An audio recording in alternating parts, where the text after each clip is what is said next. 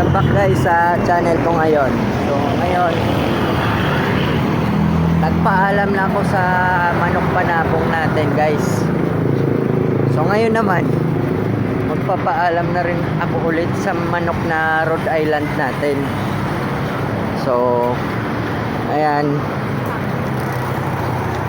naglalakad ako ngayon kasama ko yung mga manok ko. Magpapaalam tayo sa Rhode Island chickens natin.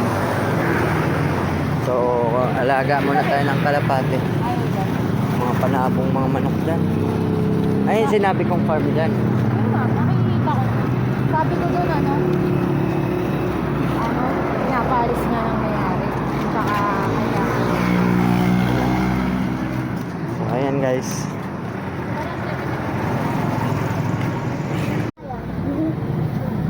Matibay mga panabong. Nagbenta ng manok. Bye bye. Bye bye Ron. Okay lang ba sila ng ganyan? Opo, okay lang po eh.